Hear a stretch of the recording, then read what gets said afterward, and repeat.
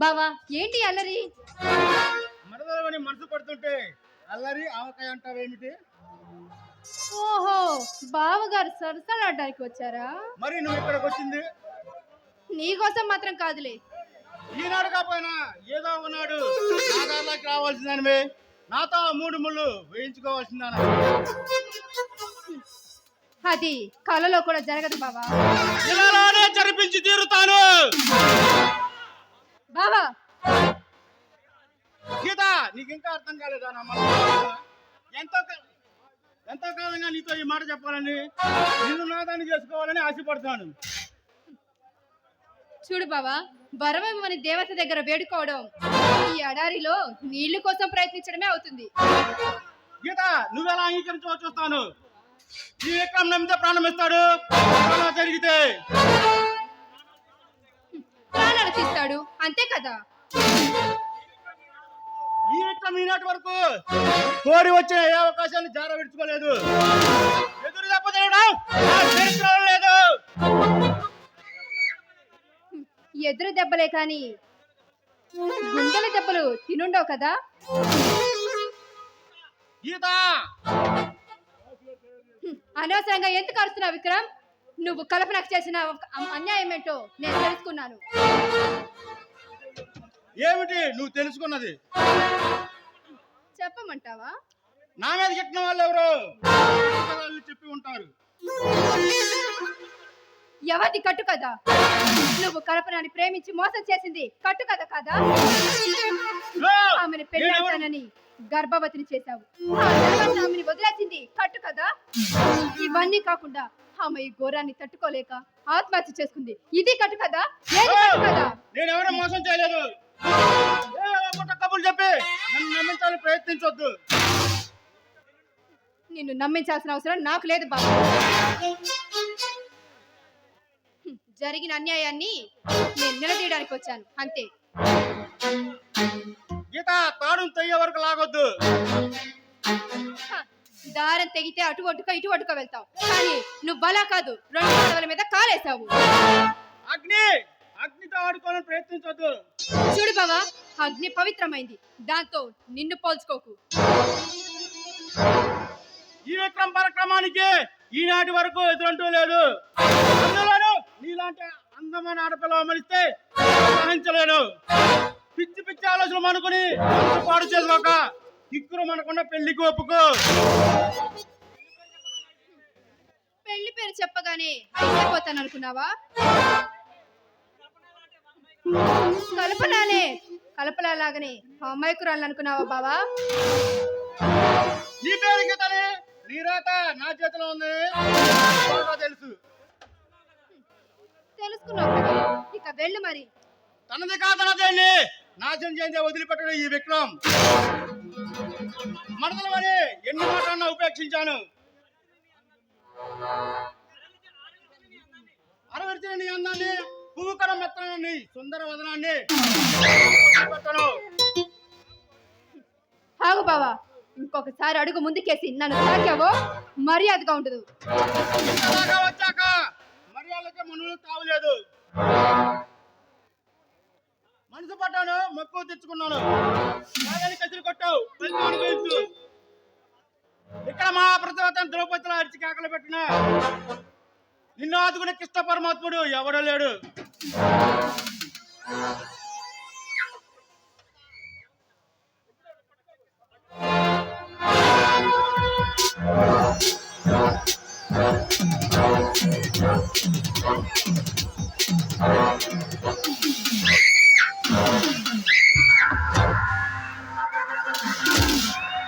ఆగో, ఎవరా నువ్వు?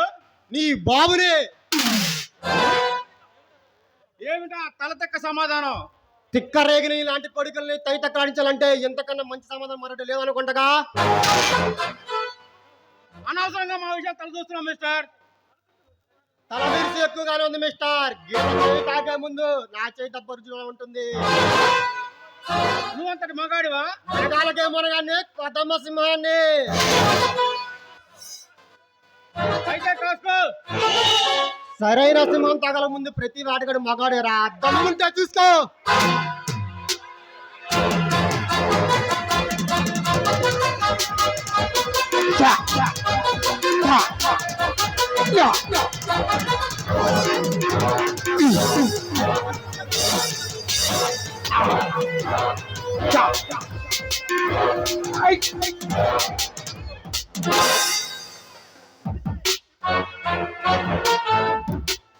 ఇప్పుడు చెప్తున్నా విను.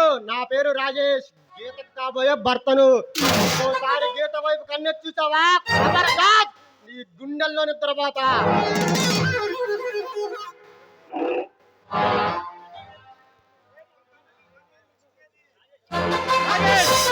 లేడీ కాళ్ళు లెక్కదు చిక్కేది కాలం వచ్చి ఈ క్రమ కత్తి కట్టిన వాడు ఎవరైనా సరే కాలగర్భంలో కలిసిపోవాల్సిందే, వాడి కథ ముగిసిపోవాల్సిందే.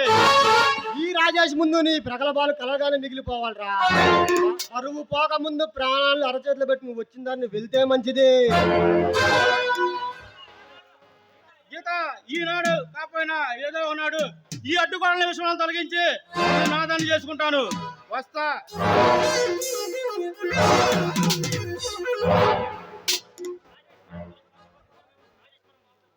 రాజేష్, మనం పాముతో పగబెట్టుకున్నామేమో.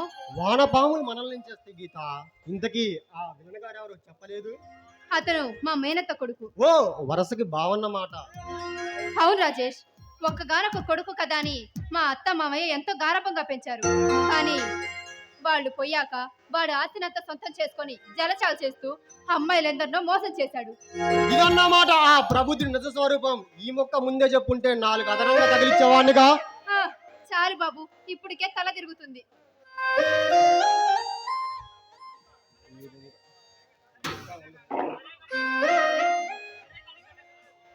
సరే గాని గంట క్రితం వస్తానన్నావు, ఇప్పుడా రావడం?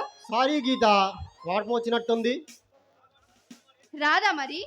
నా ఈ ఆలస్యానికి కారణం ఏంటో చెప్పమంటావా?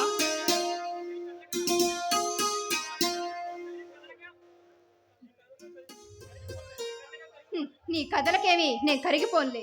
మై డియర్ గీత, నీ పుట్టినది కనుక ఎంతో విలువైన ప్రెజెంటేషన్ తీసుకొచ్చా.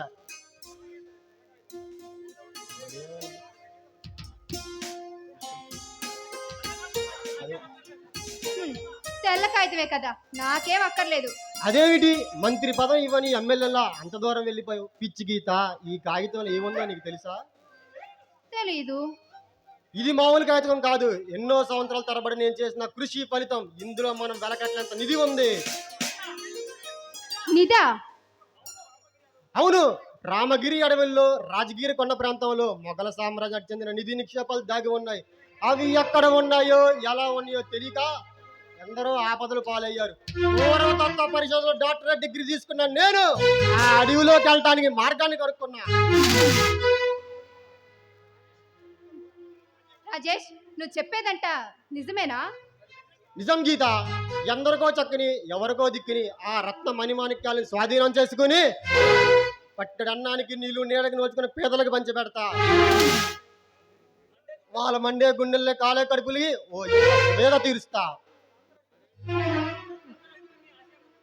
స్వార్థరహితమైన నీ ఆశయం గొప్పది రాకేష్, అది తప్పకుండా నెరవేరుతుంది.